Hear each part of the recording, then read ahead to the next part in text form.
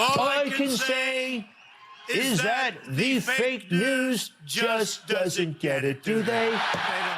Fake news, media companies, they love these awareness campaigns, public service announcements. Have you ever noticed they're pretty lame and they don't seem to have any impact whatsoever? Now, for decades, I've been hearing about how bad it is to bully. Even though when I was in school, I got bullied, kind of a rite of passage. Quite frankly, I bullied a little bit too. Not much, but anyway, I regret it. Yet, it's possibly a factor in this shooter in Texas. These campaigns don't work. We have to talk about something. It's bullying. And bullying is a pretty serious matter. It hurts people and you think that it's funny, but it's really not. It's not you, it's them. Put an end to bullying. Spread the word. It's time to accept people for who they are. It's time to cut the bull.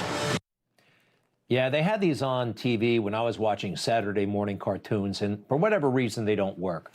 I think what does work, though, and really influences behavior potentially is encouraging children and adults to go to church and read the Bible. How about trying that, huh? I'd love to see the morning crew at, well, no comment on this. The morning crew at NBC, MSNBC, this is the Morning Joe show. Yikes, they're just a little bit over the top. I mean, we're all shook up by what happened in Texas. But who's to blame, according to MSNBC? Republicans. This is another example of a lot of Republicans believing that life begins at conception and ends at childbirth. Ends when the being actually starts breathing, Mike. And then the hell with them. The hell with prenatal care, the hell with taking care of the moms after they're born, the hell with taking care of the health care, the hell to protecting them in schools, the hell to protect life after the child is actually alive. This is just the latest example of the party of pro-life. How grotesque and perverse that any Republican would ever even say that. He's got kind of a funny way of talking, doesn't he? There's something about it. A little, I don't know, effeminate? There's grotesque. This is the morning news. This is what people shower and get dressed to, and they want the weather. This guy calling half the country grotesque. His partner there is just as bad. I just wonder about the Republicans as they hear about this today, as they're approached about this. Will they cower from the cameras? Wouldn't they want to step up and honor the dead and talk about the fact that we've got to find common ground to stop these massacres from happening? Why not try something different? Even if you don't completely agree with it, Ted Cruz, Mitch McConnell, all the Republicans going to the NRA annual meeting. Will you really go there this weekend and not talk about it? Will you not talk about it? You won't even bring it up at your annual meeting on weapons? I don't think she's really crying. I think she's just trying to go viral. I've seen them try that before. You want to try something different? She wants us to try something different? Here's something different for you guys at MSNBC. Start talking about psychotropic drugs and the possible impact they're having. Suicidal ideations? What about homicidal ideations? That's something different, but you won't have it because, well, big pharmaceuticals sponsor big media. And they don't like talking about it. They won't talk about it. The man on the right in the orange, I have a lot of compassion for him. He lost his daughter at the Parkland shooting. But there are others who've lost children in Parkland who are diametrically opposed to him on these issues. I think he took it too far this morning. I'm sorry. This is on Ted Cruz. This is on Governor Abbott, who begged for more gun sales in Texas. Okay, they did this. And so, no, they're not going to change. But we need to be so brutally honest about who these evil people are and vote them out. Evil people. That's not helpful. There is a Second Amendment.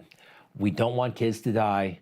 There are there's another conversation that's not having, and I already mentioned it. I won't mention it again. Well, maybe I will. Psychotropic drugs. Let's start talking. And one other guy on this show who it's amazing that he can show his face in public after what he pulled. Take a look.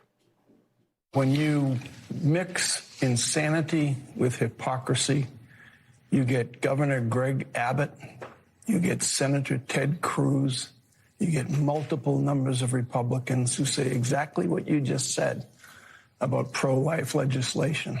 They'll go to Houston this weekend for their big National Rifle Association rally, and they'll further prostitute themselves. And that's who we are. That's the United States of America this morning. That's who you are, Mike Barnicle. And getting back to the part about showing his face in public after all the lying, cheating, and plagiarizing he did over the years.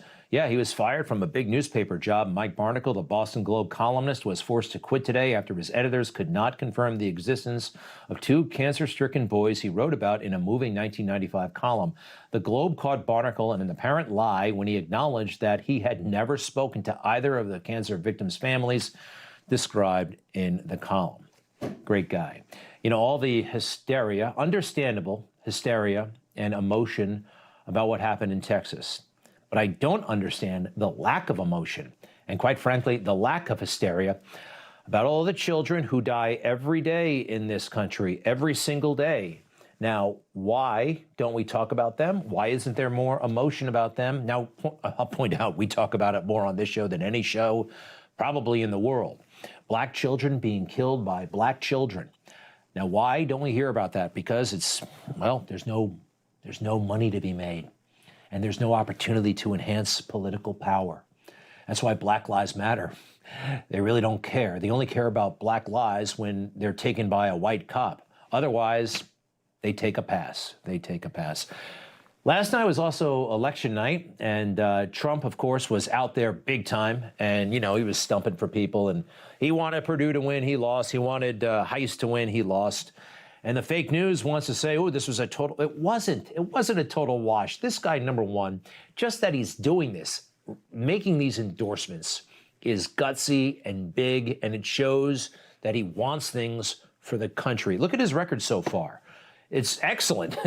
93 of his candidates have won, 5 have lost, and 1 pending, although it's looking very good for Dr. Oz. He's about 1,000 votes ahead. It's going to a recount. Things look very, very good there.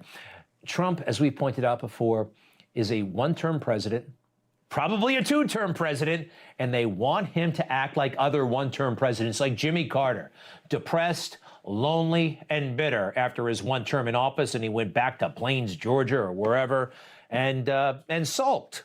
How about George Herbert Walker Bush, our last 1-term president? He was sulking up there in Kennebunkport and gave us George W. Bush. Thanks a lot. Trump has been working hard for issues and for the country, and I respect that. And you're not going to win them all. You're not. And that's why most ex-presidents, they don't risk it. They don't, because they just accumulate power and popularity for the sake of it, not to use it for something great. Okay, it's graduation season, right? May is graduation season and all the service academies. And I just recall one of my favorites, the Coast Guard Academy graduation. We got to go back to Ronald Reagan's, I think this was his last year in office, 1988.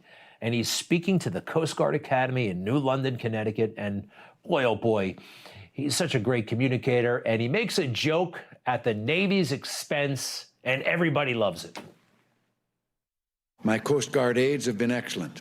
One of them taught me that, and I quote, "The Coast Guard is that hard nucleus about which the Navy forms in time of war."